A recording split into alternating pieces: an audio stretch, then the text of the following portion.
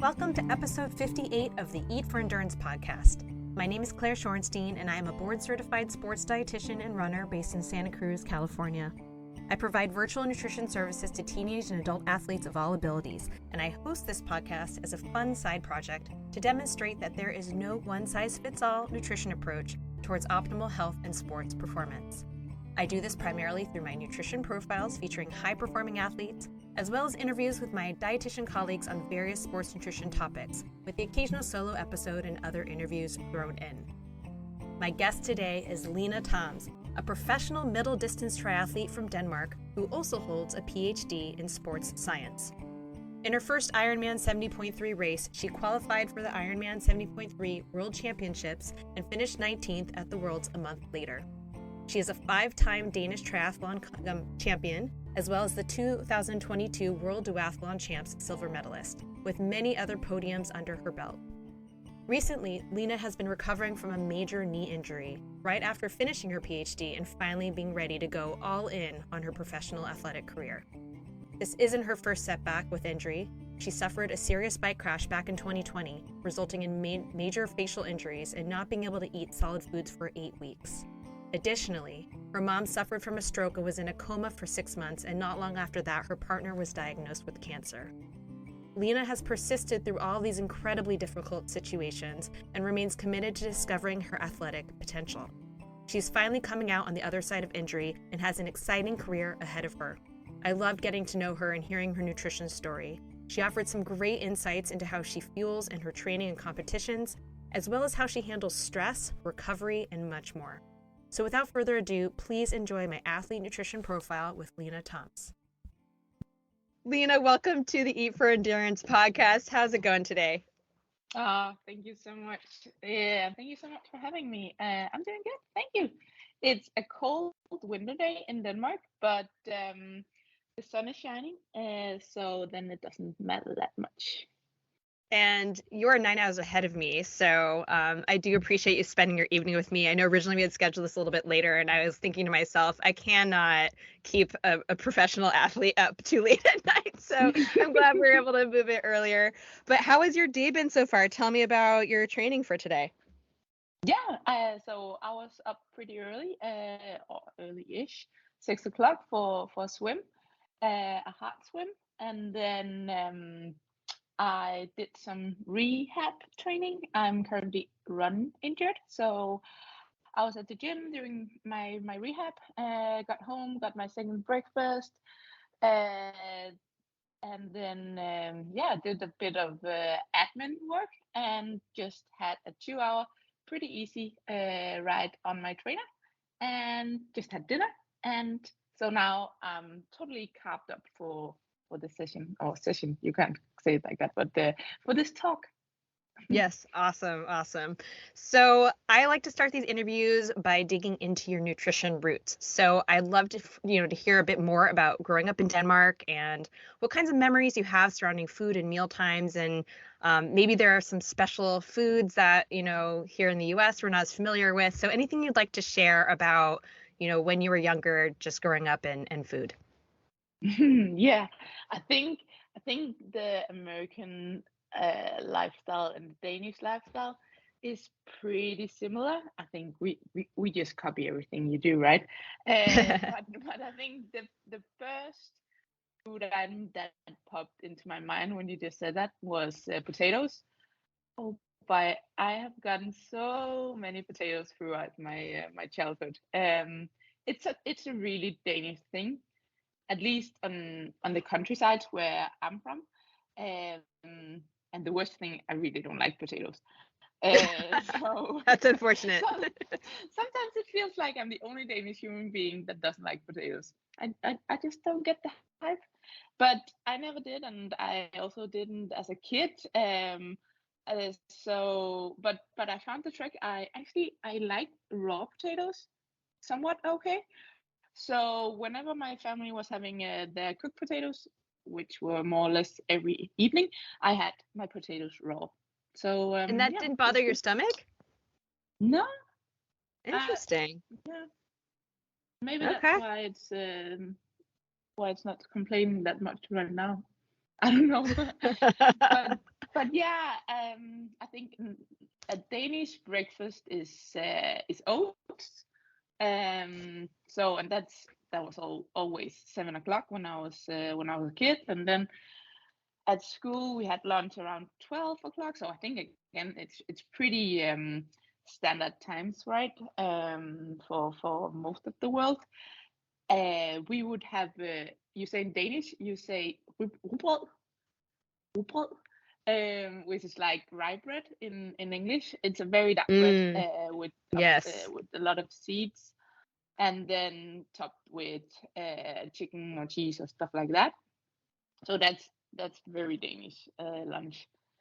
And then a standard Danish family dinner is at 6 p.m. Where we'd obviously have potatoes and carrots and peas, and then meat, of course. I mean, with all the Danish farms we have here, we gotta eat our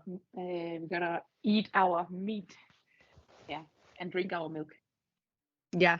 And are those things that you still enjoy? I gotta admit, I'm getting more international food in my adult life. Indian, Mexican, Italian, like I could live out of those three cuisines. I don't get that much classic Danish food. I think maybe I'll get back to it when I grow up for real. When you grow up for real. How old are you? I'm 32. 32. So I'm pretty old. Yeah, I guess. Yeah. Well, yeah. Like, no, you're not old. You're like you're definitely growing up though. Okay, so I've heard you call yourself a nerd, and we'll kind of get into your academic training and background a bit, because of course you do have a Ph.D. And I also saw, by the way, you did some work in performance nutrition, so definitely looking forward to getting into that later. But when you were young, were you active at all? Were you really mostly into school and academics? Tell me a little bit about yourself growing up in that regard. Yeah, I must admit that I did not like sports. I was so bad at everything. I mean, you still shouldn't play get a ball near me, because then you would likely not keep your teeth. But yeah, and running also, I just thought it was so hard. And swimming, I was afraid of water, so that was probably the worst thing, swimming. Yeah, but I really looked up to my big sister, and she was rocking all kinds of sport, and she also did a bit of triathlon.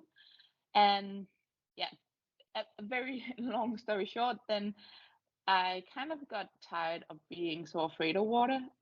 So as a teenager, I decided that I wanted to learn how to swim. And then I just totally fell in love with what sports can do to us in general, like the feeling of progression, all the small tasks you have to solve, and the roller coaster journeys it'll take you through, and just also the rewards you get after having worked on something. And then when I was a swimmer, I was sometimes training with some quite dedicated local triathletes, and they inspired me and also helped me into doing my first races. And yeah, then the rest is history, or what do you say? Yeah, I'm curious. Now, this is a bit of a selfish question, because I have a nearly 6-year-old who is terrified of water, and I myself am a terrible swimmer. Like I can't with water. I love to run, biking's fine, but this is what's holding me back from doing a triathlon myself. But how? It's not good when you live at the Bay Area, right? I know, it's ridiculous. It's truly like, yeah. Everyone's like, "Oh, you're from Santa Cruz, do you surf?" I'm like, "Oh my God, no. I am terrified of the ocean. I would die." But I guess, my question being, because I heard you talk on another podcast about you had this kind of extreme fear of water, and it was, it wasn't until later that you really learned to swim. And, was there, other than just being highly motivated by other people around you, like, was there anything else that you used to kind of overcome that? Stubbornness. That helps. I think actually there was also a social element in it. I'm also from the Bay Area.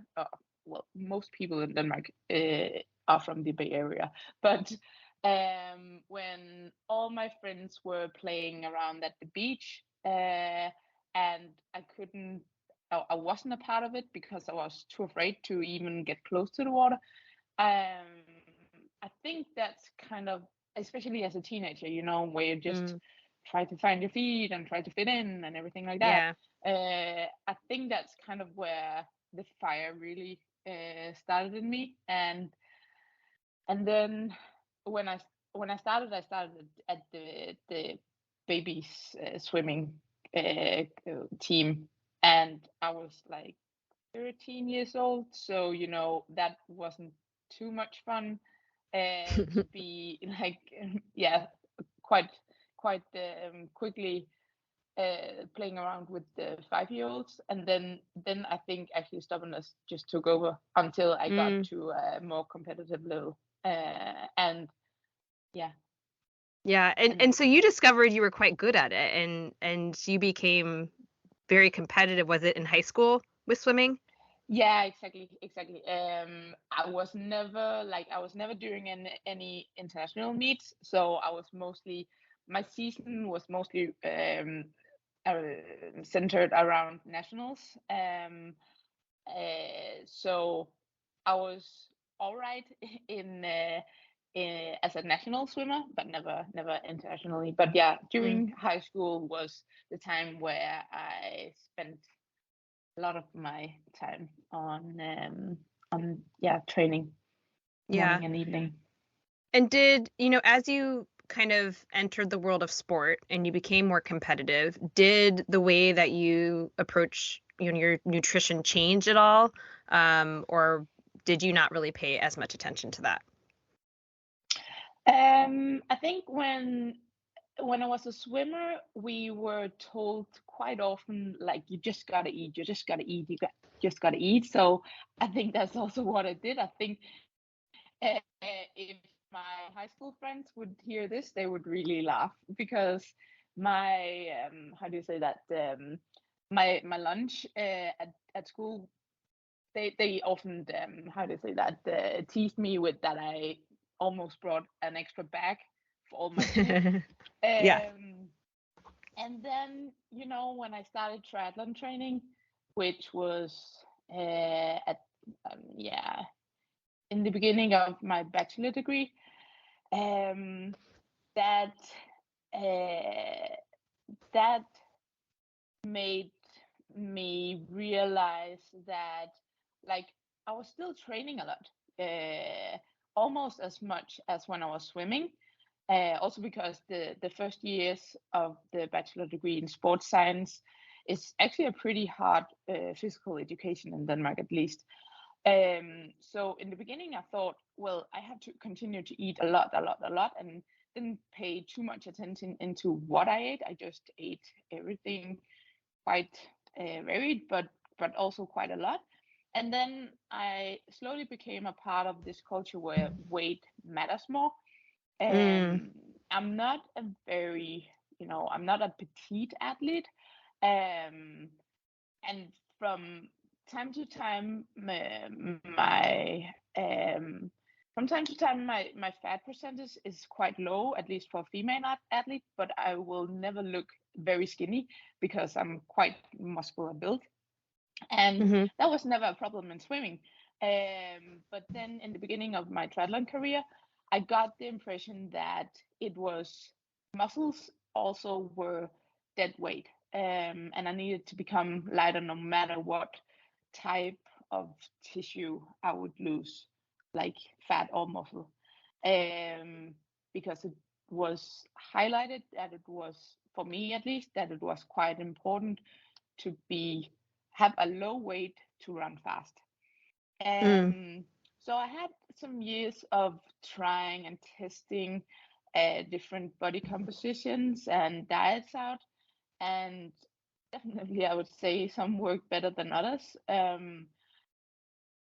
But something that never worked well was longer periods of quite intense underfueling. It didn't help my training, and it surely didn't help my body composition either. Yeah.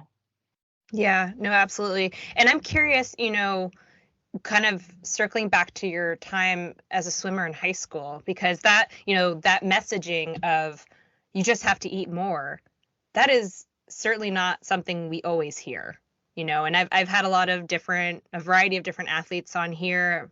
I'd say the bulk runners, and you're my first triathlete, pro triathlete on here, but, often the messaging is more centered around weight and body composition and all of that. So I don't know if it's because it was swimming or because you're in Denmark or because I'm not sure the why there, but I mean, that's a positive thing. That's a great thing that you were at least able to get that far without having this weight messaging hammered into you, and especially at a younger age. What are your thoughts on kind of any of that?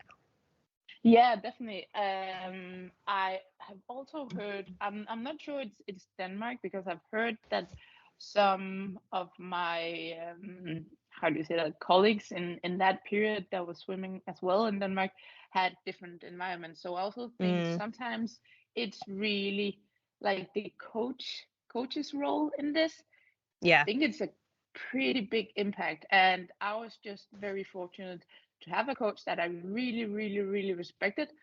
And I know that can be kind of, it can go in the right direction and it can go in the wrong direction. But when he said that I needed to eat more, I can promise you, I ate and I ate and I ate. And we never discussed weight.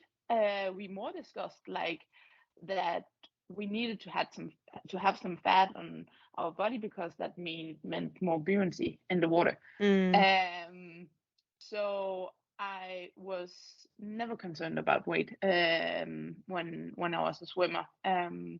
I was more concerned about if I had enough fuel, mm, as I yeah, for the training I was doing. And I also think that the coaches I've had since then, luckily, like the first few years of triathlon, I were more or less like self-coach, or just followed the club program and didn't have a supervisor close by me. And then I also remember the first triathlon coach that I had. He was really good at telling me, you don't need to be super light. You need to be yeah. strong.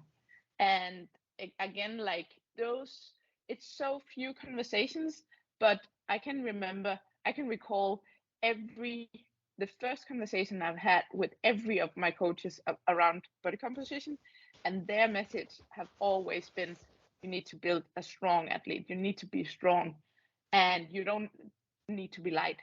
And they have also said it in a way, and their attitude afterwards have also shined it's shined through in their attitude, that they actually really meant it.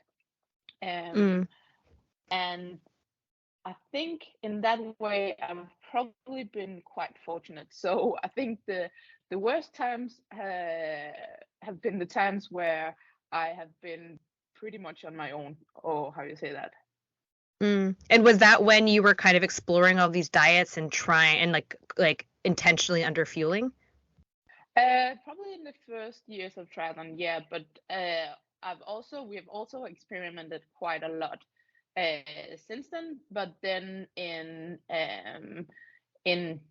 yeah, collaboration with my coach, and a very open communication about it. And so I think we shouldn't underestimate that nutrition is such an important key. And it's okay to try with different types of, I'm not sure I would call it diets, but different types of how you Eating patterns? can, yeah, exactly. Just as we, on the, if you're a runner, then sometimes you use hills to gain some strength, and on the bike you sometimes do low interval, low cadence work and stuff like that. Sure. Like in that way, I think nutrition can also be a key to kind of unlock something different in our body, and I think we shouldn't underestimate that. But I think it's very important that it is incorporated into the bigger picture. So, for example, I've worked quite a lot with carbohydrate periodization, but it's always been worked into the training plan. So both the coach and I knew exactly when I was having quite a lot of carbohydrate in me and when I wasn't having that much, and kind of setting the training sessions around that. Can you expand upon that a little bit? Yeah. In terms of like what carbohydrate periodization looks like for you specifically, whether it's in like, within 1 week or kind of zooming out a bit more, like off season, Yeah. on season. So when I did my master's degree, my supervisor was also my coach, and we were both nerding carbohydrate periodization quite a lot academically, and therefore also tried to take it into my training as well and try to test out. So you can do carbohydrate periodization in quite different forms. Like, the point about carbohydrate periodization is that you at some periods throughout a day or week are not eating that much carbohydrate, so you have you don't have that much carbohydrate in you, and the point is that you some evidence points towards that it can increase your fat oxidation, it can increase mitochondrial biogenesis and so forth, but it only makes sense if your low carbohydrate periods are matched up to some periods throughout the day or throughout a week where you really have a high carbohydrate intake as well. Yeah.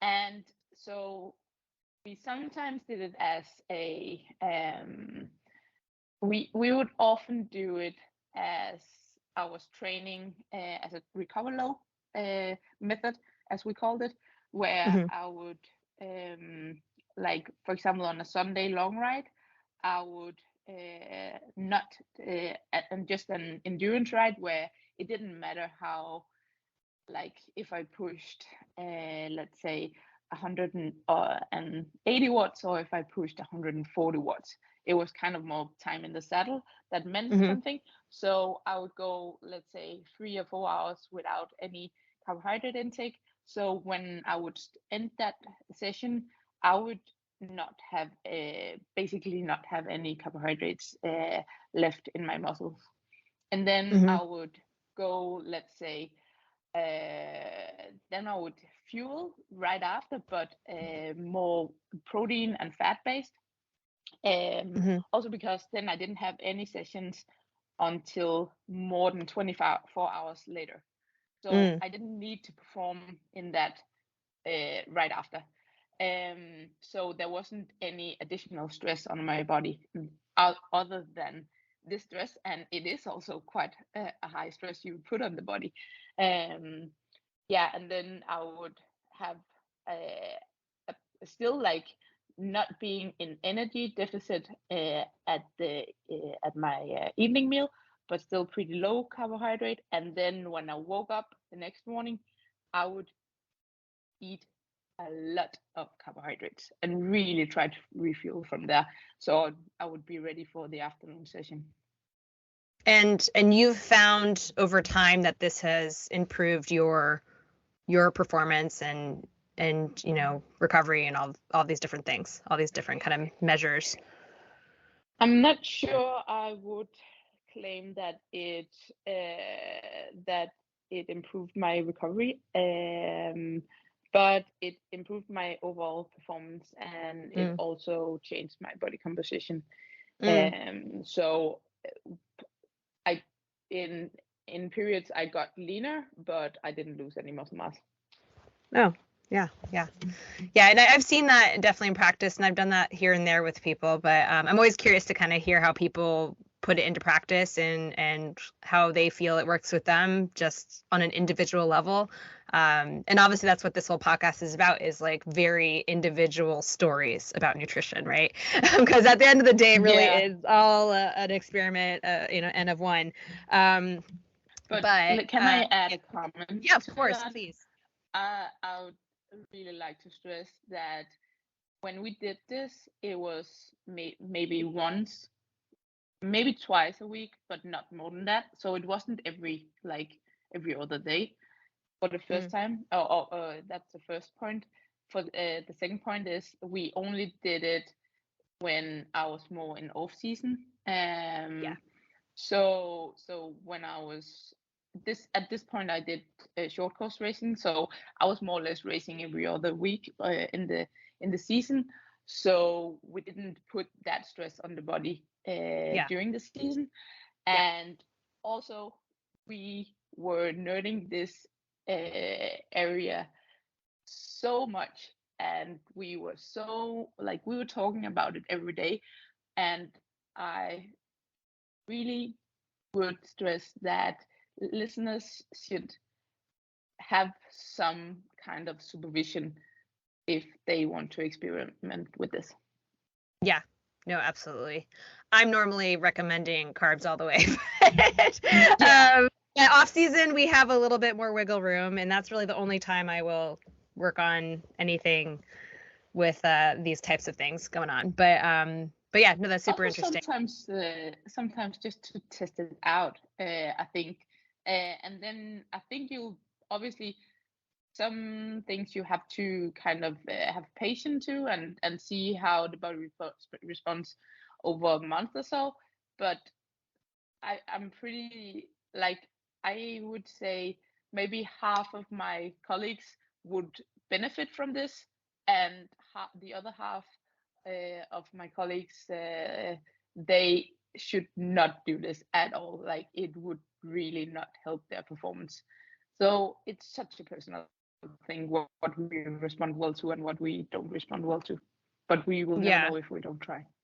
Yeah, and what I tell some of my clients, like a runner, for instance, is like you can always kind of dip your toe in a little bit if you're curious, and do it on a much less kind of extreme level. Like I'm not normally sending people off into like 3-hour runs and then not having any carbs for the rest of the day kind of thing, but maybe they're doing like a 90 to 2-hour session, super, super easy. And then as you were doing, you're not under fueling, you're just changing the carb content of your day. And then, you're kind of playing around with that. But yeah, no, it's a really interesting area. And I know it works for some people and it doesn't for others. So I'm always excited to hear about, the different things that people are doing. So that's something that is still part of your eating style and kind of performance nutrition at this point? Not that much right now. I would say, first of all, because I'm injured, I don't do any sorts of nutritional. Like, I try to right now. I keep my nutrition so simple and so make sure that I get everything and that I'm not under fueling or like playing around with different types of nutritional stress or any other kind of stress I can put on my body, like heat training or something like that. So right now I don't do it. I would say you need a healthy body to at least think about trying something else. But we have my coach and I, Matt, have been working a bit with carbohydrate prioritization, not at that extreme as I've been doing earlier, but to a lower extent at sometimes during the season. So kind of let's circle back to, I want to briefly talk about, you did a research year in performance nutrition. I'm not sure at what point you went pro with triathlon, and I know you basically just finished, like just recently finished your PhD, so you've been pretty much, doing your studies in conjunction with all of your training and racing and all of that. But yeah, why don't you kind of tell me a little bit about kind of when you went pro and how that all unfolded. And then I'd love to hear a little bit more about your own studies in performance nutrition. Yeah. Well, I should probably say that I've never been a pro athlete, like Mm-hmm. that it has been the only thing I've done. Sure. Well, actually, like it was the point that I was meant to be a pro athlete after I finished my PhD last summer. Mm-hmm. But I was also injured at that point, so I just kept a foot inside academics and worked a Mm-hmm. little bit still at the university, not that much. Mm-hmm. So throughout my, what do you say? Yeah, I don't know if you call it triathlon career, but um, throughout my triathlon career, I have been studying either bachelor, masters, or PhD at the same time, just with how it is a longer time to do it. Mm-hmm. Mm-hmm. Yeah. Yeah, but everything you've been studying has all been really, I would think at least, very supportive, of what you're doing too, like whether it's in sports science, performance nutrition, like all this stuff. What was your PhD actually in? Like, did you focus on a Um, specific area? yeah.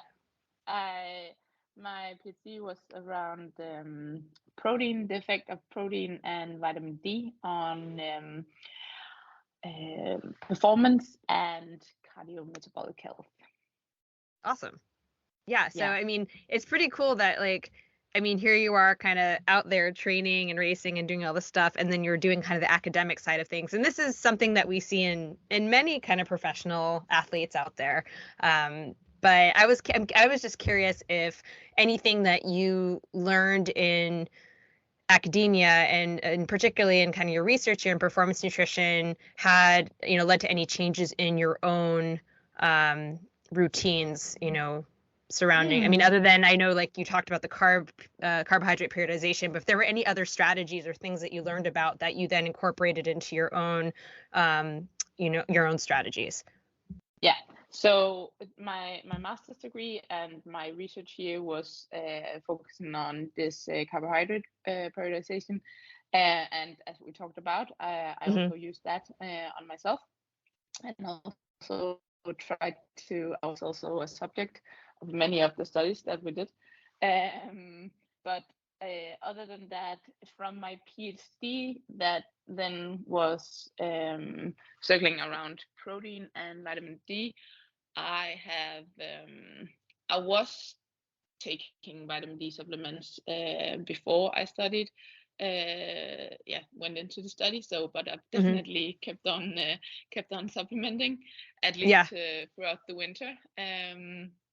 In Denmark, we don't have that much sunshine to help us with maintaining our vitamin D status at a sufficient level. Mm-hmm. So I do take my vitamin D supplements, and then I have always when we went into carbohydrate periodization, and we were concerned about changing body composition in the way that I would just lose whatever tissue, Mm-hmm. and we were not interested in losing muscle mass. We always obviously also went quite a lot into protein metabolism, even Mm-hmm. though we never wrote anything about it.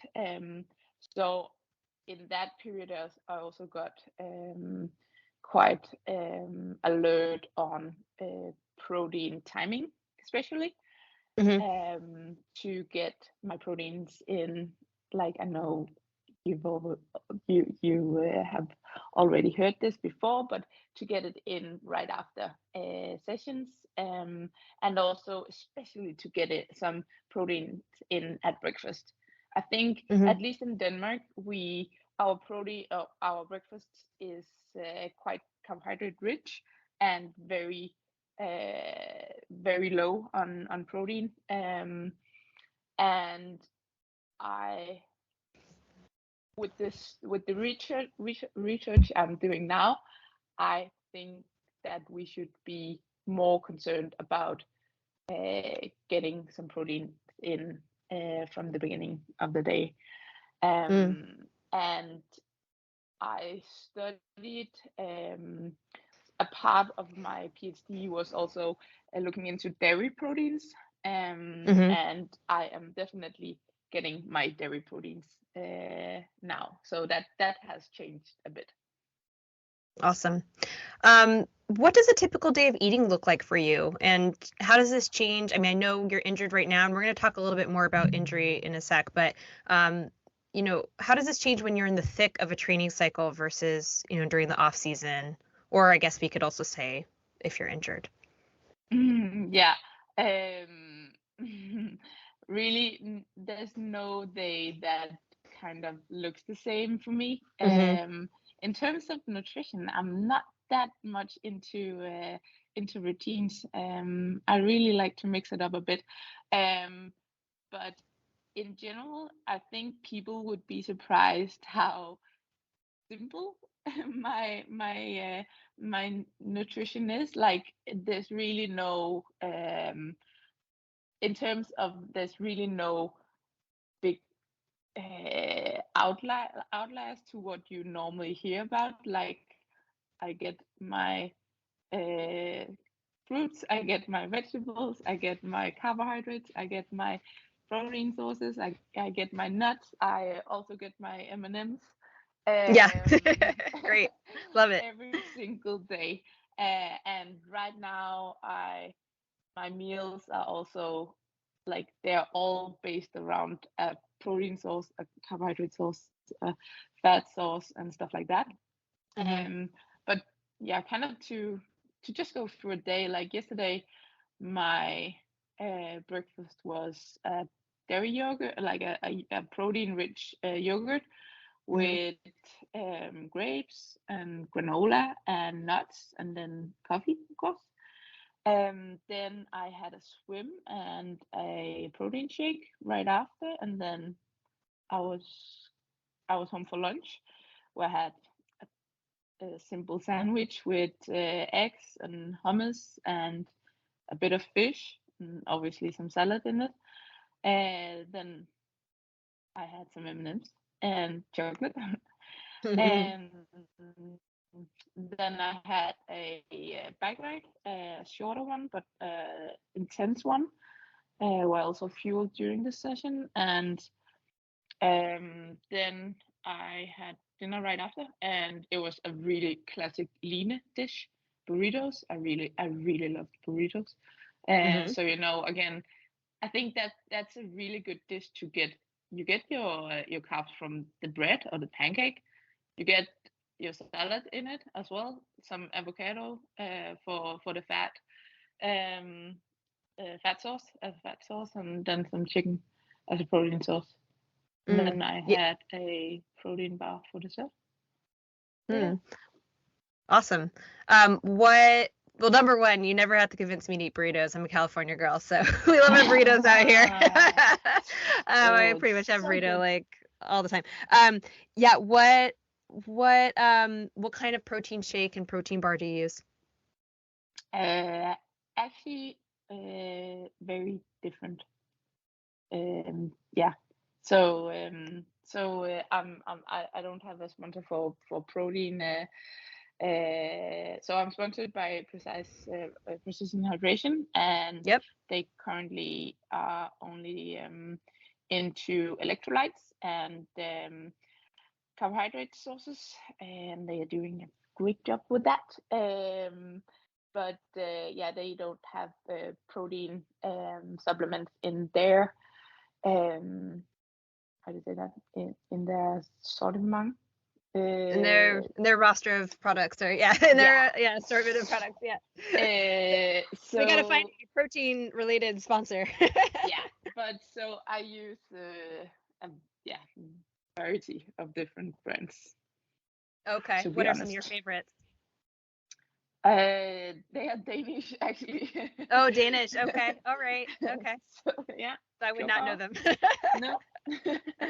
Got it. But I love to get when I'm in the US. Like, it's crazy how many different types you have. Like, so I always I become a kid when I'm at the looking at the protein bars. So I almost every time I have one of each, and then just rate them. Yeah. From 1 to 10. Yeah, there are an insane number of products out here. So I'd be curious to hear, some of when you are kind of going through some of the US products, like what some of your favorites are. And if any brands are listening, Lena is looking for a protein sponsor, protein product sponsor. I love that. Yeah, I mean, let's chat about Precision, because they're the ones who introduced us. I was wanting to interview a triathlete, and they connected us, which was awesome. I also use many of their products and am a big fan. And I'm wondering, what are some of your favorite products, and what are kind of like your go-to ones within their line of things? Yeah. Just to connect a comment to that, they are just really, really, really good guys, and nice that they connected us, and I feel really privileged to have them in my corner. But for training, I really love their chews. They're good. I mean, the taste of the mint and lemon. It's such a fresh kind of sweetness, When my heart rate is quite high, I really don't like that sweet taste on my tongue. So I really love them. But then they're quite sweet though. Racing, they're like super sweet. Don't you think? They taste like Turkish Delight to me. Oh, I don't know. Don't you think that they're like? Point. Have you had Turkish Delight before? Yeah, not that often, but I have never connected those things, but I see your point. And it's like totally the same. I think that was their inspiration for that product. It reminded me. I was like, this is like Turkish Delight. It's really delicious. I literally had that the other day on my long run. Okay, so you're a big fan of the chews. Do you use their gels or drinks? I use for racing. I only use their gels, and then obviously their electrolyte tabs, which, like, I mean, that's their anchor, right? That's what they really, really excel at. Do you do the tabs or the mix? I do mostly the tabs. Okay. And then I get all my carbohydrates from the gel. Got it. And I assume you've done their like sweat sodium testing before? Yes, I did. I have my I know my sweat concentration, and I worked with some of their guys to kind of dial in on my sweat rate, because that's kind of the two components you need to know in order to make the perfect race nutrition plan. So I think that's also, I mean, I love their products, but what I really like about having Precision as a sponsor, or more like a supporter, is that they are, even though I have the highest education in performance nutrition, they are really good at what they do, and they really help me to optimize my race nutrition. Yeah. I had Andy on for a show a while back, and we talked all things hydration, and it was great. He's super cool, very knowledgeable guy. Are you a heavy and or salty sweater, or where did you end up falling on the testing scale? I was just in the middle, so very boring. Okay. But yeah, just in the middle, around 800-ish Oh, okay. milligrams per hour. Yeah, so not that high. But then my sweat rate is often quite high. Ah, So in that way, I still need to replenish quite a lot of yeah, my sweat, my loss. hmm. Yeah.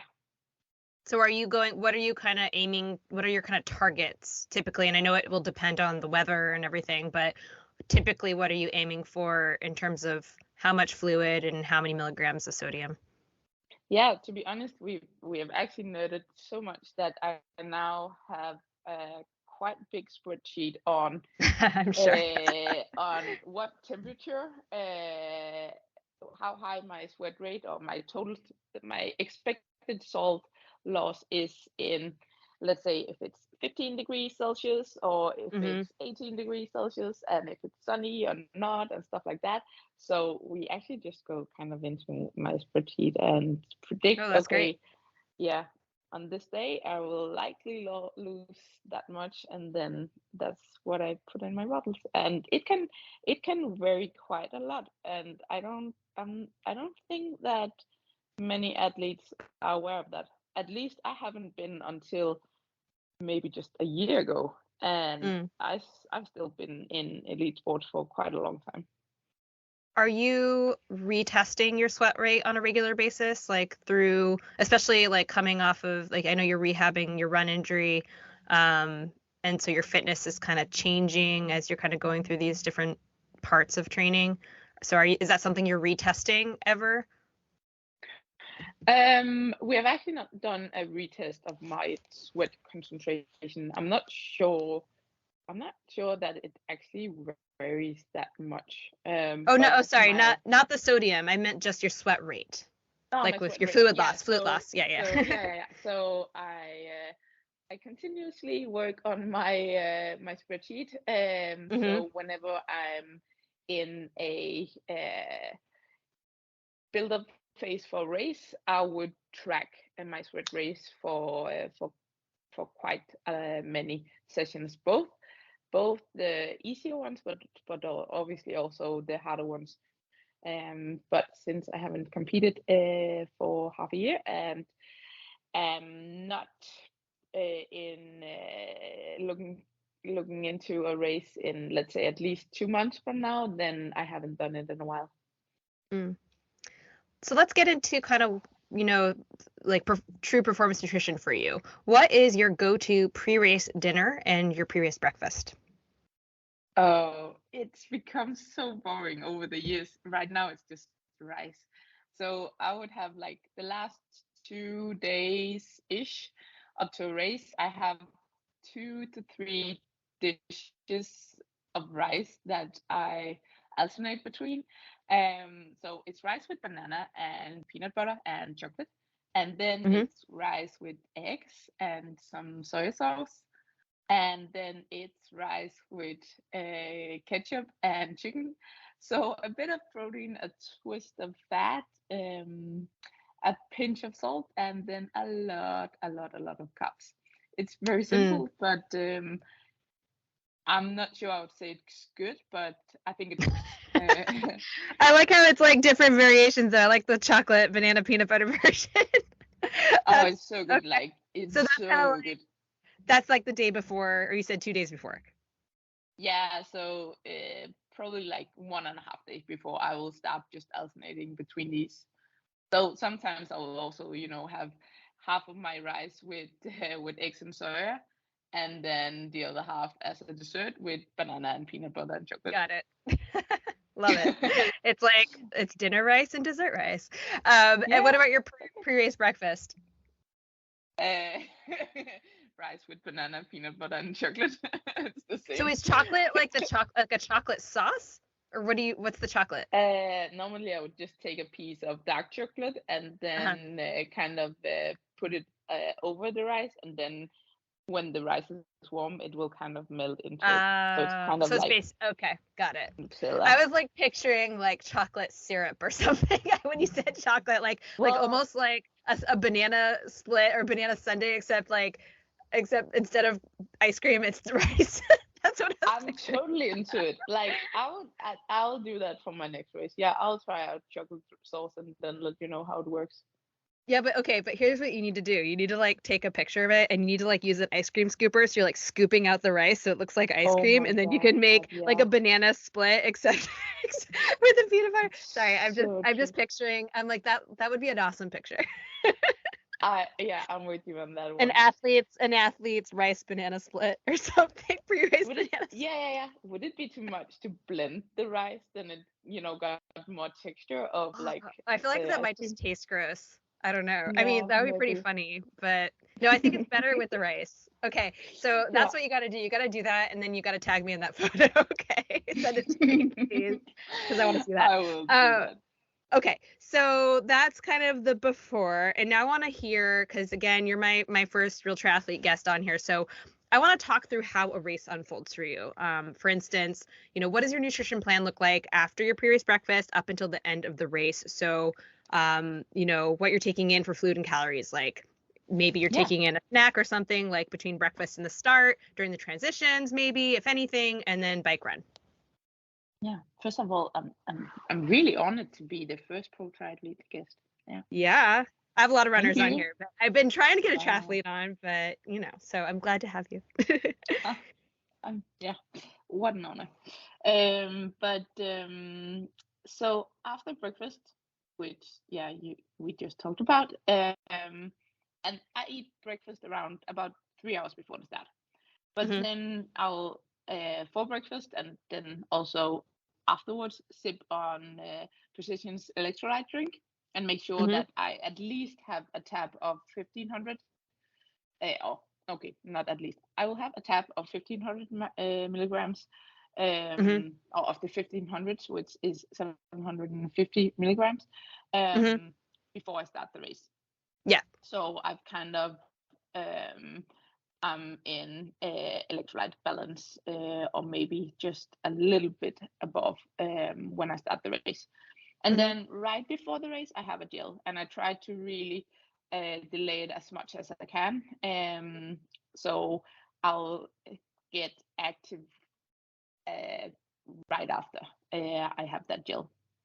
And are you doing Um, caffeine or the non-caffeinated? it To be honest, it really depends. I always bring one of each, and it really depends on how I'm feeling because sometimes my adrenaline is already so high that I know I Mm. have tried to then take on caffeine as well.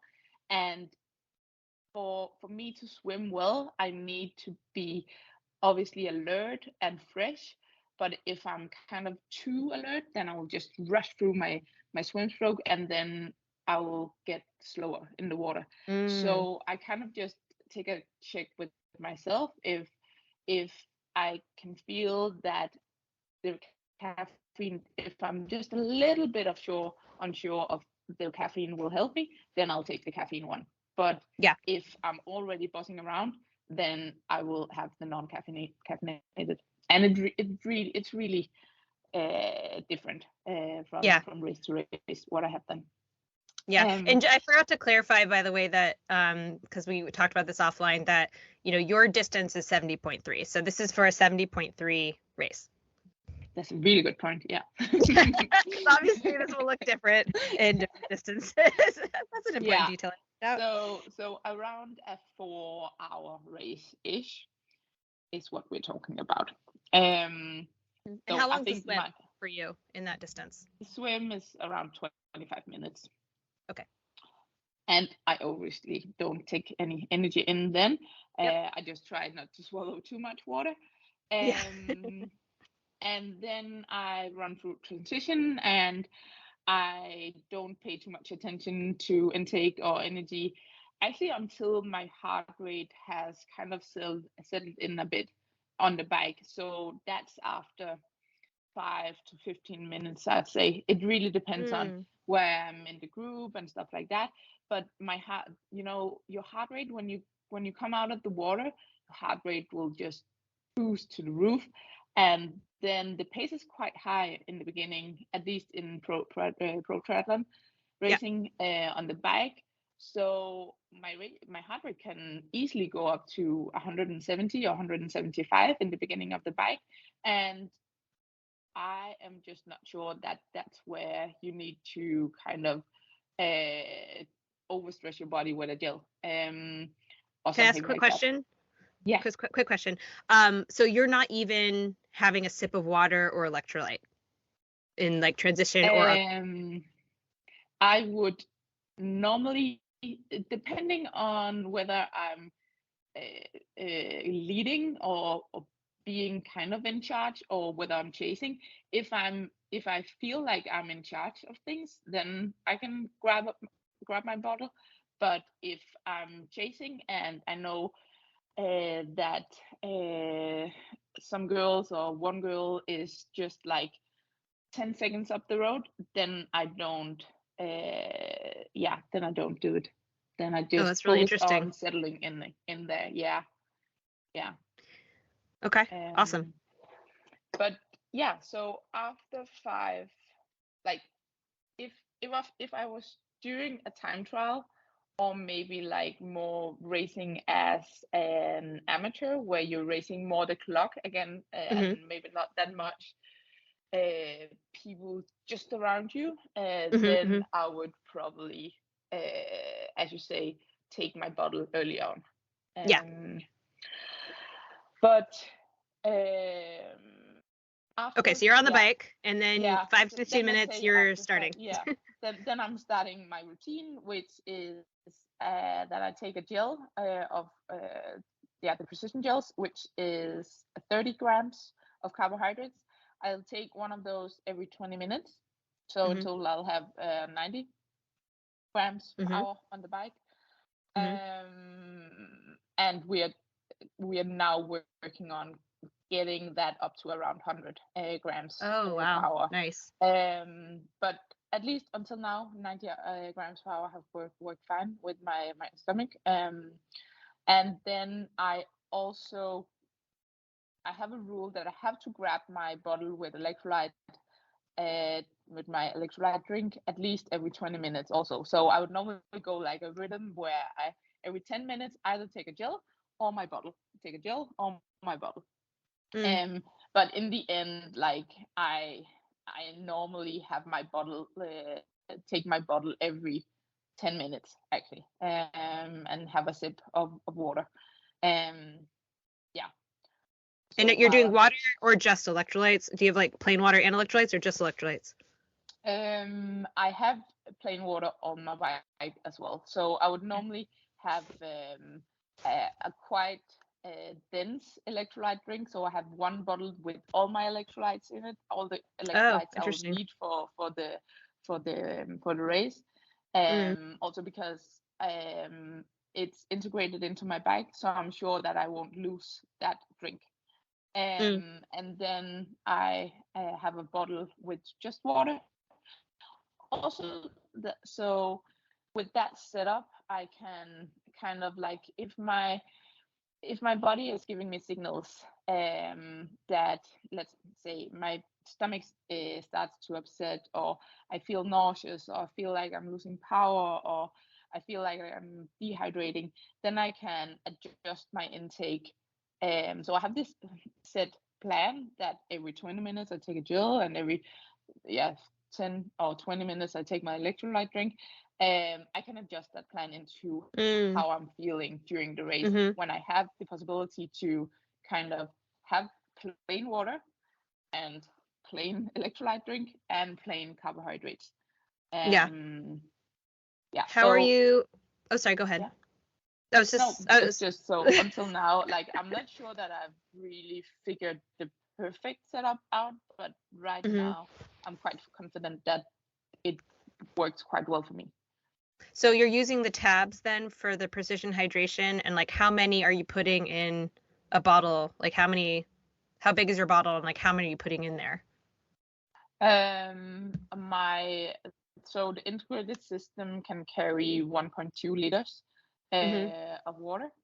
And again, depending on my spreadsheet and the weather forecast for the day, and also just how long time I assume I will be on my bike. So Mm.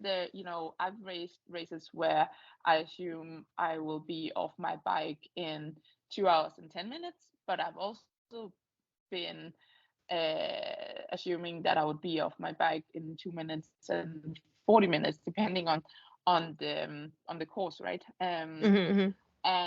So yeah, so it really depends on that, Okay. how Yep. much. Totally Yeah, get it. yeah. All right. So it sounds like you're not doing any real foods. You're really just sticking to sports products. Is that correct?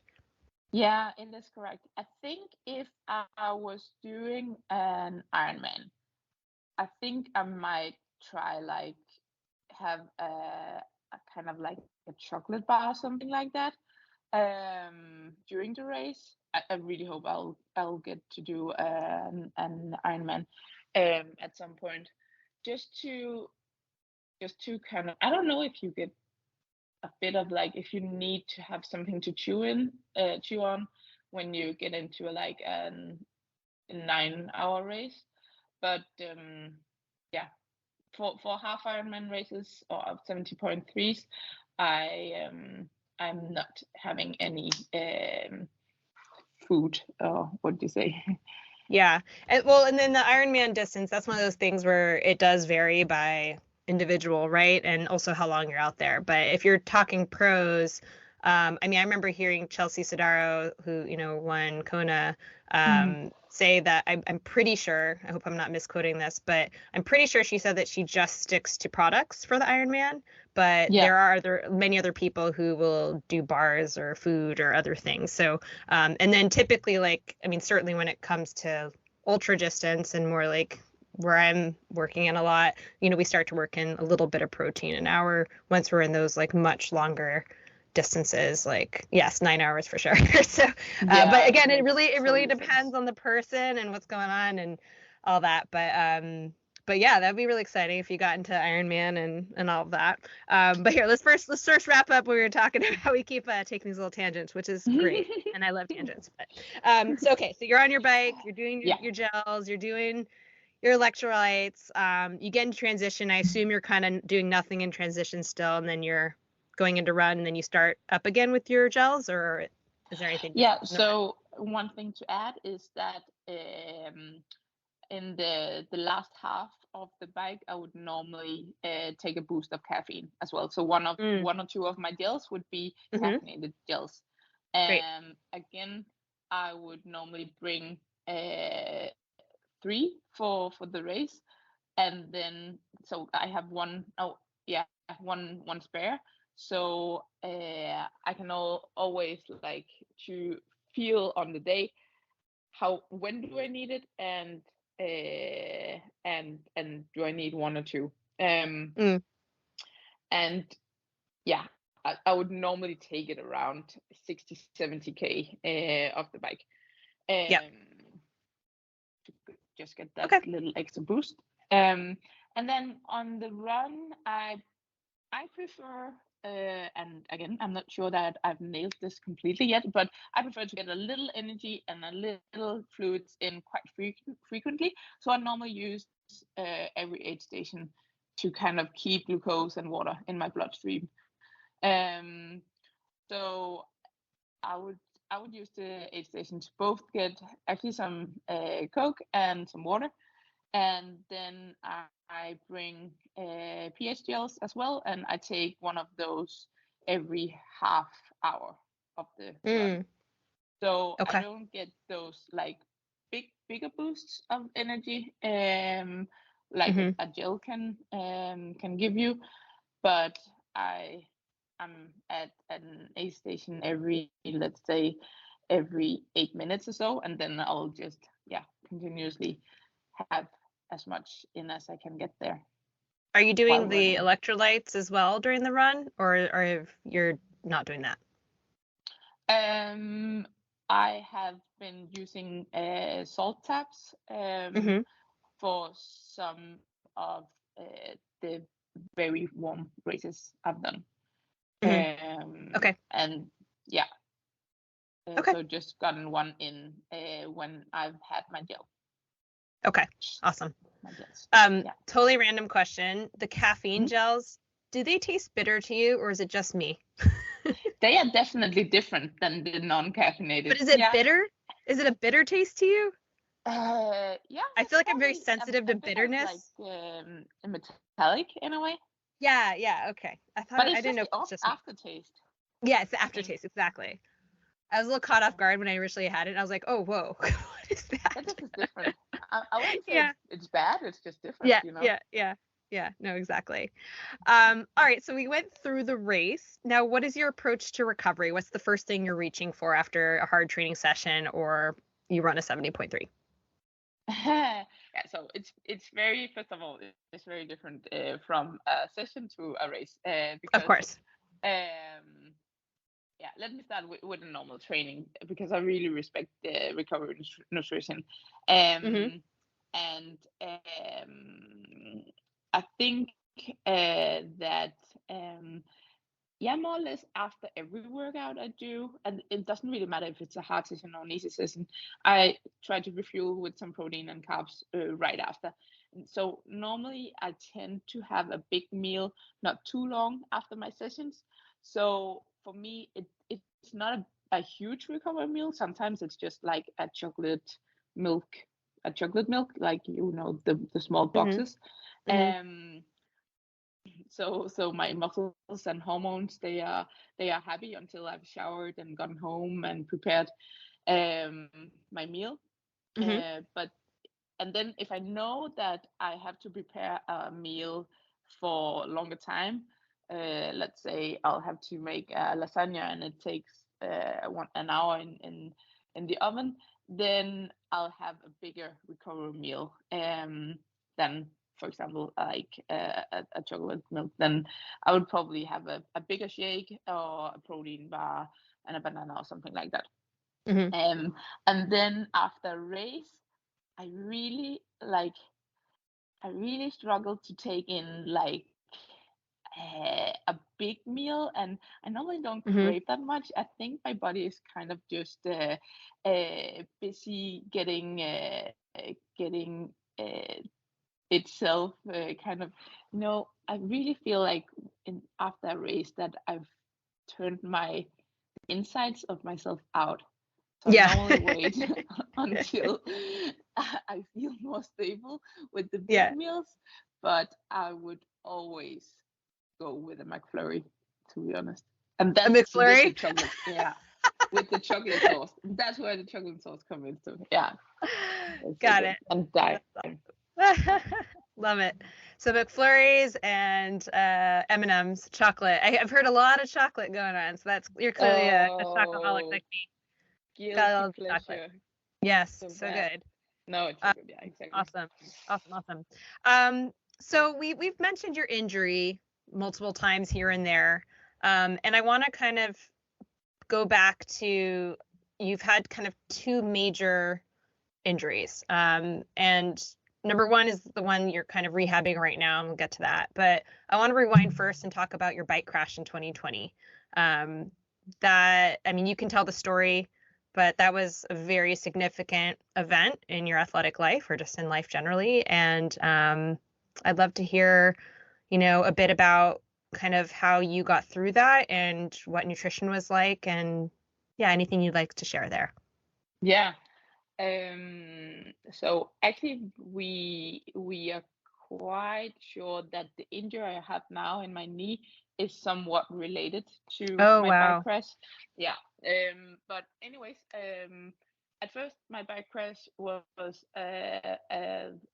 unfortunately a very, very simple endurance social ride where I hit a bump in the road that I didn't see, and just a small one, and that shock that came through the bike made me lose one hand off. Like one hand fell off the handlebar, and then when that one fell off, the other one also kind of fell off in that kind of shock that went into this bike.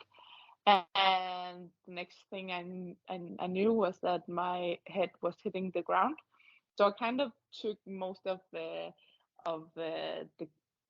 landing of my face, and then a little on my knee as well. Mm. And I injured my my face quite badly. So in the end, I lost 5 teeth, and I broke both jaws, and that meant that for 8 weeks, in terms of how it changed my nutrition, for 8 weeks I were kind of wired up.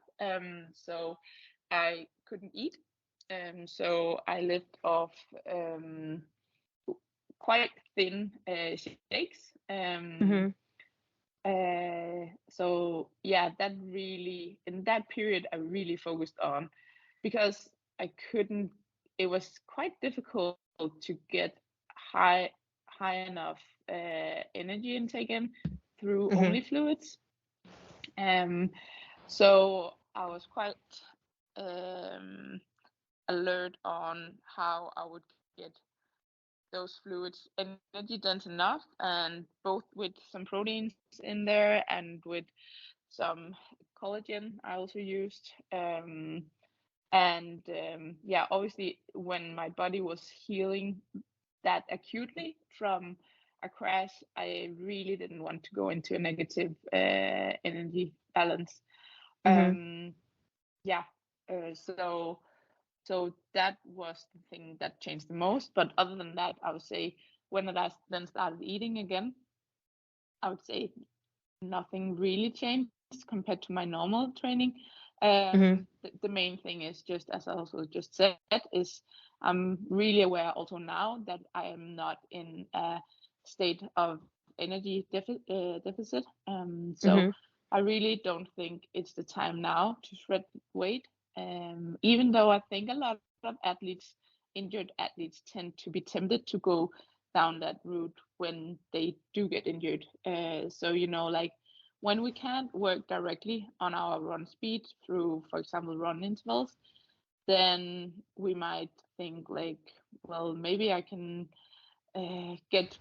become a better athlete through nutrition. Um, and I can say without blinking that I've been there myself early in my career. And I think on one scale, it kind of makes perfect sense, but I think it's really bad route to go down. When you're injured, your body needs energy to heal that injury. So you better fuel enough to get rid of that injury as soon as possible, so you can actually be back and doing those run intervals. That I believe is far the best route to become a better athlete, and not to mention to become a better, healthier athlete. Um, so I think now that I'm injured, I've changed more my training than my nutrition. So now I do quite a large amount of rehab and strength training, and I still do it every day at the moment. And I think I've been, in that sense, I've been more aware of fueling well after those sessions, like strength sessions, compared to earlier in my career, Mm-hmm. because often I don't feel like I've burned that much energy in a strength session, and I don't feel that hungry. But at the same times, I do know logically that my muscle cells are screaming like small Pac-Mans to get some nutrition in after a strength session, even though I don't feel it that much. So I think I've become better at refueling after those sessions as well, because I can, in a way, logically think that it will benefit me on the long term, rather than because I feel like I need the energy. Yeah. I love that visual, screaming like little Pac-Mans. I'm gonna visualize that from now on. That's great. I just so going back to, the injuries, especially with your jaw. I mean, your jaw was wired shut for 8 whole weeks. So were you like that whole time? Were you like, you weren't like bedridden though with your knee? Were you able to kind of move around, or were you not active at all? Like, what did that look like?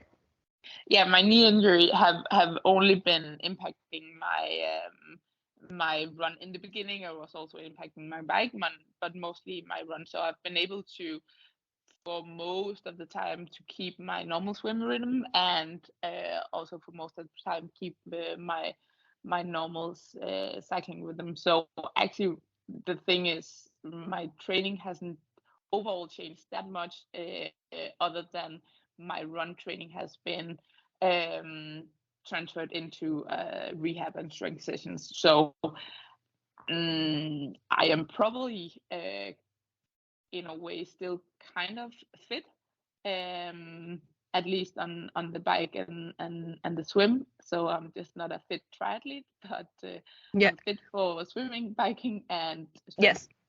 Well, that's for right now, but I mean going back to the original bike crash when you were 8 weeks. Yeah, during that period of time. Were you active at all during that period, or were you kind of just fully resting for those 8 weeks?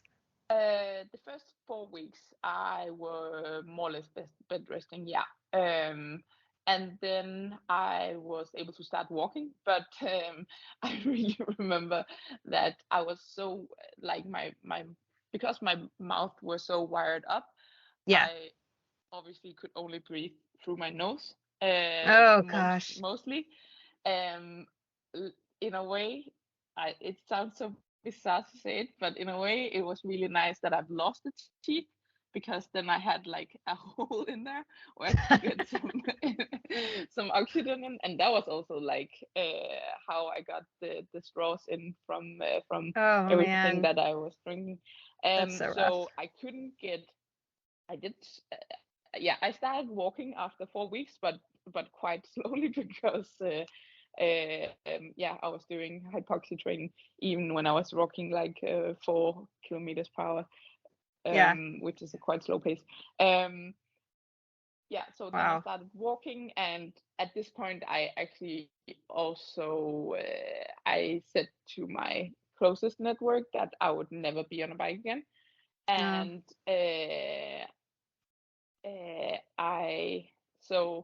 I kind of had a period where I wasn't, also after those 8 weeks, where I wasn't swimming and I wasn't on my bike and I wasn't running, because I was, in my mind, I wasn't a triathlete anymore. And then after a couple of months, I also didn't feel comfortable in that way of living my life. Like, it felt a bit like I was living my life based on fears. And I just thought, I'm too young for this. And then I slowly started to get back into some running and some swimming, and not really biking, because I was still afraid of it. But I decided to reach out to Matt, which is now my coach from Persevered Fitness. And when I had sent that mail to him, and we had the first conversation, then I was like, oh, now I have to get back on that bike. And that really pushed me back. And then luckily, like, he was so good and he was so patient with me, to kind of take baby steps back on the bike. I think what I got so afraid of was that it was such a simple ride, and I feel like I had no control. I think it would have been easier for me. It's easy to say now, but I think it would have been easier if I kind of felt like the bike crash was because I was taking a corner too aggressively or something like that. That it was more in my control, and I kind of knew what to then correct. Whereas this, like, I know this kind of like, the way this crash happened could also happen to me still, even if I'm very careful out there. And that's just the risk that I'm aware of, and also live with now.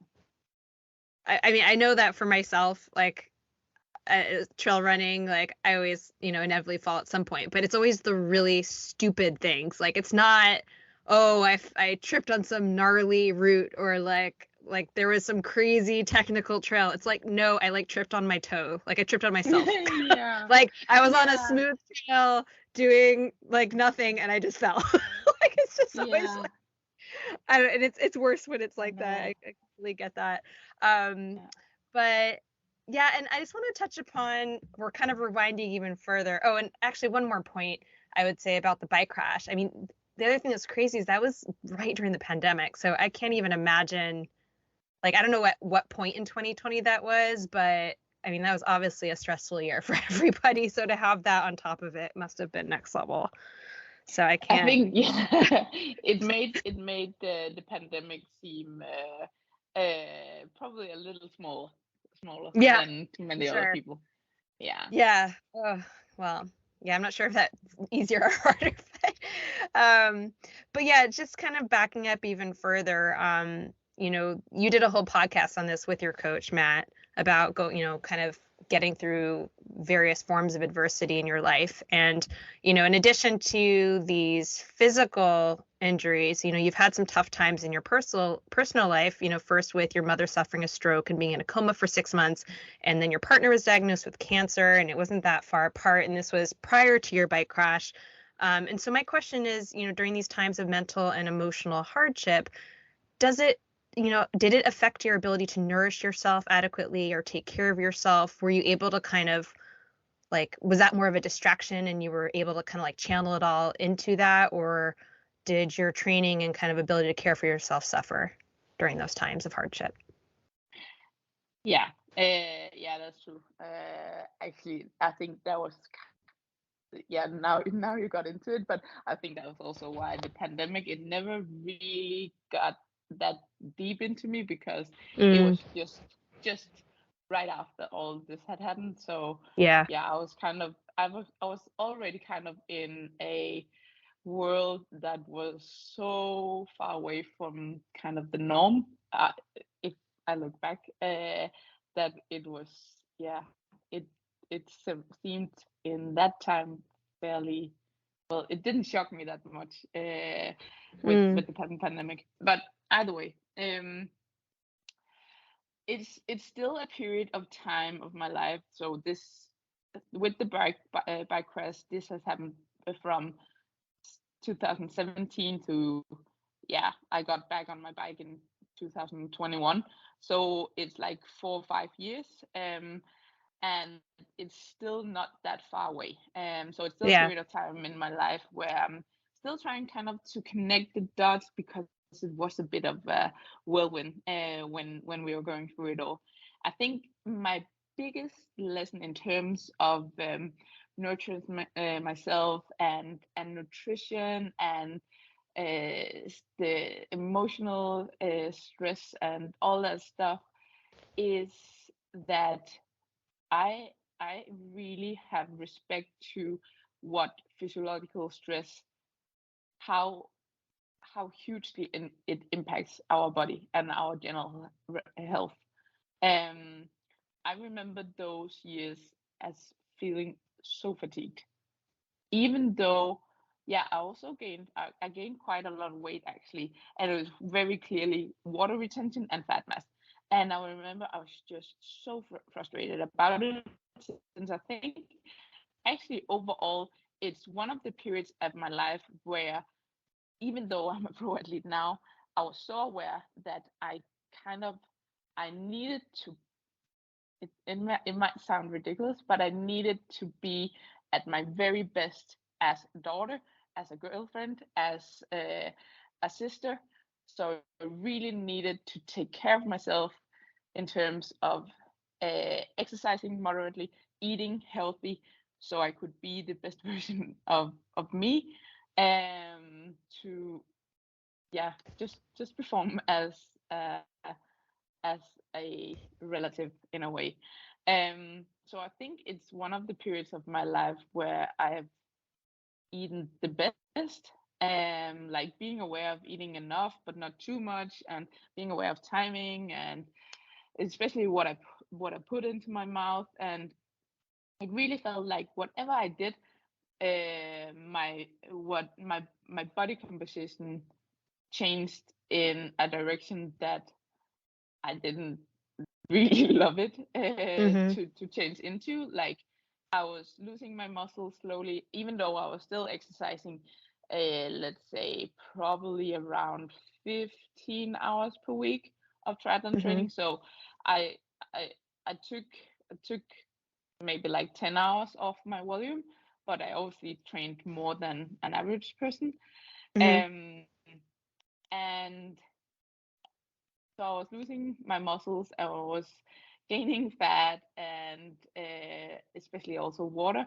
And I had periods where I just thought, well, I must clearly be eating too much since I gain weight. And then I tried to eat a little less, but the response was pretty clear from my body. Do not Mm. do this to me right now. Yeah. It would actually start just gaining more weight. Like I'm pretty sure now that my body was just trying to protect me. That was the Mm. reason that it gained some fat. But I Yeah. didn't realize it at that time. So I think that's the biggest lesson from that time. Even though I would probably say that I wasn't that stressed out when I was in it, but obviously now I see that uh, I'm, as anyone else, a human being that go through some of those circumstances are psychologically stressed, Hmm. Yeah. and that has a huge impact on our body response to anything, really. Absolutely. Yeah, huge connection there. How do you deal with stress, whether it's now or in the past? How do you kind of approach it other than, of course, exercise, which helps alleviate, but when exercise is like your main thing, are there other things that you do for yourself to help manage stress? I think the first and most important step is to realize that you are in a um, period. And it's, I think, when we are stressed, we are often not that alert. We're not that present. Often, I think we are stressed when we are either living kind of in the past or in the future. So we're not alert on the moment we're in right now, and then it's more difficult to kind of see that we are in a stress situation. But obviously then I can connect the dots by seeing, okay, like now I haven't slept well for 5 days in a row, or my appetite is just either really really high or really really low, or other body signals that I on a daily basis pay attention to. I kind of see, okay, there's something going on here, and can I relate it to anything other, like for example like menstruation cycle or stuff like that. And if I can't do that, or just a very high training load, for example, if I can't Hmm. do that and know kind of where it comes from, then I just must um, admit that there is something that is stressing me out. And even though I can't pinpoint at the time what is stressing me out, I need to take action and kind of just try to, for me, it's it's it's just all about calming down a bit, by trying, for example, just to, even though it's hard for me to sleep, if I'm stressed, then be more aware of, okay, what can I then do to really optimize the chances that I'm getting a good night of sleep. And that might be the timing of my dinner, that might be a pre-bed snack, that might be avoiding screens and stuff like that. And then, yeah, trying to do those things, and also trying to prioritize, like set out half an hour in between, in the middle of the day, and be like, I have to lay down without screens and try to see if I can sleep. It's totally okay if I can't sleep, but just relax. Mm. Yeah. Yeah. Thank you for sharing that. I believe you recently had a chance to meet with your team's dietitians. Is that right? I think you said you had like you're going out. I don't know if it was like a retreat or something was going on. Is that correct? I was just at a national squat weekend camp where we had the experts from Team Denmark joining us. So kind of like the experts in in sport nutrition and psychology that works with all world-class athletes in Denmark. Hmm. They were at this camp, and what we mostly we actually didn't work that much on individual scale, so it was more Okay. like discussing actually fluid balance and sweat rates and stuff like that. Hmm. But I think my takeaway is that I'm very fortunate to have such a good team with the precision to help me out with that. Awesome. What do you still feel are challenges in your nutrition, whether it's every day or race, or do you feel like you have it pretty dialed in? I think nutrition is probably something. I think it's a really complex skill to ever master. I think Yes. we learn new things every year as scientists, and it's so complex as like it affects us in so many different ways, and it's so impacted by so many factors, like your current age, your current body composition, your hormonal status, your muscle mass, your training state, your training volume, your training type, and as we Hmm. just discussed, personal stress, Hmm. sleep, and so forth. So I think in a way, I think that's maybe actually I'm just realizing this now, so thank you for this. But I think in a way I find nutrition so interesting because it's like every single day is kind of a new puzzle that you'll have to solve. So I think you can actually be so and so educated and experienced, and you'll still have something to learn and dial in. So yeah, I really feel that with my personal experiences as an athlete over the last, let's say, as a swimmer, also the last 15 years, and then with my educational background, I think that I'm I have a lot of tools in my toolbox, and it's so exciting that it excites me that now I have to kind of every day try to find out which tools to use. Maybe not, and then again, it doesn't change. It's not that I have to use some completely different tools tomorrow than the ones I've used today, but still, like from week to week, we still have to be a little alert of where is my body at this point, and what is it actually trying to tell me, and stuff like that. Yeah, so I think both on a personal level and also some of my friends or athletes I work with, that's really what keeps things exciting. That there's never one answer to that kind of can be universal for everybody.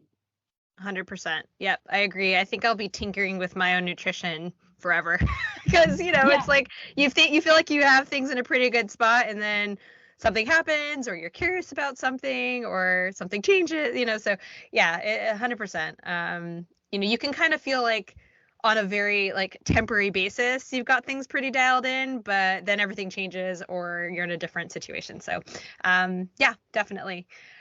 All right. So what's looking, what's happening in 2023 for you? I think you said that you have a race in 2 months or something. What's on the horizon for you? Unfortunately, I think what I meant was that I at least don't have a race until 2 months ahead of me. Ah, okay. We're still not quite sure about the prognosis of my injury. Oh, okay. It's very rare. So right now we don't have any races planned. I think like it's quite important for me that I take my time to do my rehab properly and not force anything through. Mm. I sound so such a good and smart athlete. I'm not always this. Um, but I Totally. really hope that I have a good future in me in long distance triathlon, and I know that I will risk that if I jump over some of the steps in my rehab process. So I'm gonna keep practicing my patient over the next few months, and then hopefully I'll soon be running around with all the sweat and snot in my face again, and be a part of the Yeah. finish line race again soon. Would But would right now we you don't know when. would you do any like duathlon or just single sport racing in the meantime, or is that just not interest? Well, I did a duathlon race last year. I did the World Champs actually, and I really liked it. It was something completely different, even though in a way it should be so similar. But yeah, that was really exciting. Obviously, I can't do duathlon racing with my run injury, but I have discussed my coach to do some bike racing. Oh, If is I'm duathlon not never swim bike? Is it always, what is it? Yeah. So it's actually you run and then you Oh, bike and then okay. you run again. Oh, sorry. Okay, that was So my yeah, ignorance there. no, that's good to know. And then we also have aquathlons, so where it's like you run, swim, and run. Mm. So that's also off the table. And then I think some amateur athletes also. It's quite recently. It's been a race on the schedule, but aqua bike where it's actually swimming and biking, but we Yeah. don't really. There's really no pro racing in that. Ah, So, but I think you'll see me do some bike races if I'm not running when the season starts. So yeah. really fingers crossed that I will be running and doing triathlons because yeah, that's really what I want to do. But I'm also so eager to be out there with a number on a race number again. So if that's not gonna happen, I will start out the season with doing some bike racing for sure. Well, I'm keeping my fingers crossed for you and definitely looking out Mhm. and hoping that you're getting back in the triathlon scene as soon as possible. Thank you so much. Yeah. Okay, so we're going to wrap things up with my quick bites questions, then I'll send you on your way off to bed. What is your favorite meal or snack pre-workout? Ooh, that's all. That's all the good stuff. I think a banana pancake or some just plain fresh bread with Nutella. It's really unsexy actually, but then again, fresh bread Fresh is bread and never. Nutella? Sounds amazing. Are you crazy? That's Yeah. amazing. That's not boring at all. Yum. Really, Now I no, want no. Nutella. Oh, damn Yeah, it. Now I have to go exactly. get some. I don't have any in the house right now. So good. Favorite post-race meal or snack? Oh yeah, we were all already there, right? The McFlurry. That's my flurry. Yeah. Yep, there you go. Biggest cooking catastrophe if you've ever had one. God, I wish that there was something awesome to say here. Like I totally messed up a dinner for New Year's Eve, and then we weren't able to order takeaway or something like that. Which is something I could totally end up doing.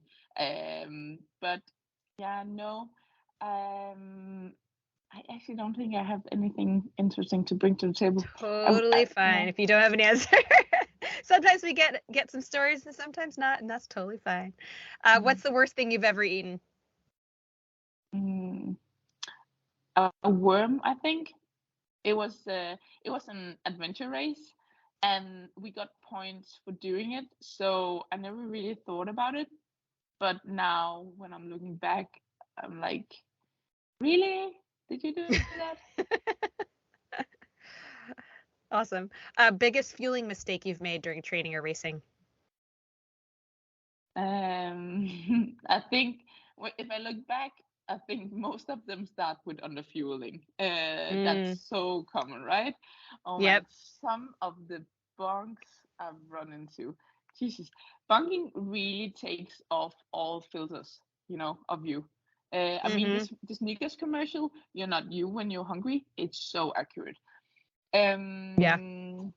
I think, but other than that, I had a period where I really craved mackerel in tomato sauce. That's a Scandinavian thing, and it was always just before a hard run. And then sometimes I would eat it, and then I would really regret it halfway into the set. Mackerel tomato sauce as a craving. Don't think I've heard that one on the show. That is very Scandinavian. Awesome. How do you like your eggs cooked if you eat eggs? That's easy. Scrambled eggs. What is your favorite beverage? That's a bit boring, but again, it makes my everyday bubbly. It's sparkling water. Actually, fun fact, in Denmark, we call sparkling water Danish water. Danish But water. I mean, yeah, it's true. But I mean, like, we don't really own it. Like, it's just That's water hilarious. with, yeah, bubbles. And then plain water is just water. Yeah, exactly. Good to know. So if you go to a restaurant and order water, you'll just get plain water. And if you order Danish water, you'll Danish get water. water. Okay. I've been to Copenhagen once for a weekend, and that's about it. But next time I'm in Denmark, I'll remember that fun fact. What are your comfort foods? Surprise! Chocolate M&Ms. Chocolate M&Ms, got it. Do you ever venture out and do like peanut M&Ms or peanut butter No, M&Ms? no, Or is yeah, it well, no? yeah. Yeah? Yes. Okay. Actually, they're new in Denmark. I was just about to say the new ones, but they're probably only new in Denmark. They're obviously not new in America. But the ones with brownie filling. Oh, I They're haven't good. tried those. Okay. Ooh, okay. You got something on Brownie your filling grocery list now. M&Ms. Okay. I like Yeah, peanut butter M&Ms. Nutella. Okay. Yeah, peanut. They are also good. Yum. Yeah. All right. Awesome. What is your favorite ice cream flavor or other dessert, if not ice cream? I like ice cream. It would be vanilla base with cookie dough chunks and chocolate sauce. Yum. And last but not least, top 3 items of gear that are most essential to your active lifestyle. But since you're my first triathlete, I think I'm going to give you 5 items since you have 3 sports, not 1. Yeah, okay. Because I would definitely bring my bike, my tracksuit, and my run shoes. And So you get 2 more. Yeah, I think goggles, swimming goggles. That would be nice. No, shoes, obviously. Oh my God. I would not be cycling around barefooted. Shoes, thank you. And goggles. So now I have 5. Got it. All right. Very good. Yeah, you guys have so much gear. It's nuts. Yeah, it's crazy. Well, Lena, thank you so much for being so generous with your time today and sharing your story so openly and taking us through the world of triathlon, at least for the first time on my show. And I wish you the very best in your recovery journey and with your triathlon career. Thank you so much. It's really been a pleasure, and it's really been nice to kind of like think through all of your questions. Really good questions, and I would love to also have your takes on the question. Maybe I should interview you one day on your show. I would be happy to be interviewed at any time. Awesome. I will have a good sleep and all the best to you. Yeah, thank you so much, and thank you for your time. And that wraps up episode 58 of the Eat for Endurance podcast. If you would like to follow along Lena's athletic journey, check her out on Instagram at Line Thams. That is LINETHAMS. Also, if you were intrigued by our discussion about precision fuel and hydration and you haven't already listened to my episode with Precision co-founder Andy Blow, go check it out now. It's episode 52 and we cover all things hydration in great detail. Plus we have a really fun chat all about Formula One if you're interested in that sport, since Andy used to be involved in Formula One. Also, Precision Fuel and Hydration, they have been kind enough to give me a discount code for my listeners, so if you'd like to check out their products, use code EATFORENDURANCE15 for 15% off. I will also include a link to this discount in the show notes. This is not an affiliate link, by the way. It's just a courtesy to any listeners who wish to try out their products. My personal favorites are the 30-gram gel, and I do love their chews. They're pretty tasty. Lastly, if you enjoy the podcast and you would like to support me and my ability to keep this show going, I would really, really appreciate it if you would take a few seconds out of your day and rate and review the show on Apple Podcasts, Spotify, or wherever you enjoy listening to your podcasts. And while you're at it, share it with your friends, your family, whoever you think might enjoy this. I would love to keep this show going, but it does mean I need to start growing my audience. It's super, super time consuming, and that's where you all come in. Thanks for listening, and I hope you tune in next time.